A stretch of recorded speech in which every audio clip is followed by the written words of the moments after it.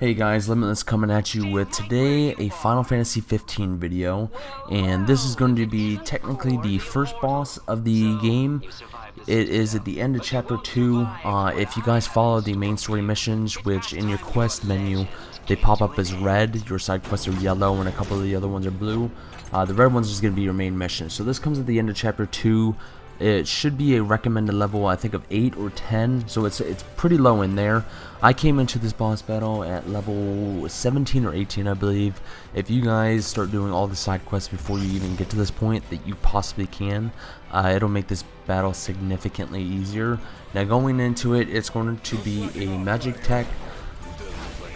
suit from Final Fantasy 8. I think that's what they're referring to. This boss battle isn't too hard. They have a few random enemies that kind of pick at you and prod at you. A couple of snipers on top of the containers. That boss itself is level 22, so it is going to be a higher level than you are, but that won't technically impose on the amount of damage you're going to do to them. Also in this battle, as opposed to your other 3 teammates that you actually have someone else joining into the battle named Core, and he has a significant amount of HP and strength as opposed to the rest of your team at this level. And this is probably what makes the boss so easy. Again, I don't technically consider this a first boss just because of either I was a little bit too high of a level, or the fact that, you know, Core helps out quite a bit in this battle.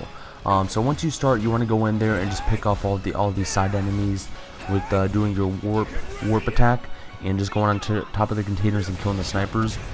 Once everything's taken care of, you'll be able to fully engage the mech suit. It's going to be a standard battle. If you guys have encountered the mech suits before, early in this, after you complete chapter 1, you'll have Imperial drop ships that'll drop on you in the middle of the main story and on any of the side quests. When you guys are out roaming, they'll drop, and sometimes they drop these mech suits.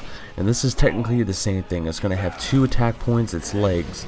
And if you guys can do enough damage to do a break on the legs, it'll fall over and become vulnerable, which will allow you to do, you know, massive amounts of damage before he gets back up.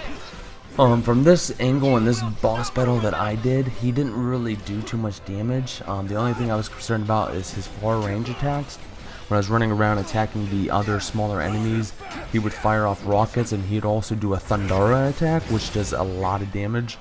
But once you got up close to him, he was pretty easy. The weapons I was using for this battle were the King's Sword, which was your standard sword that you started off with, your one-handed weapon.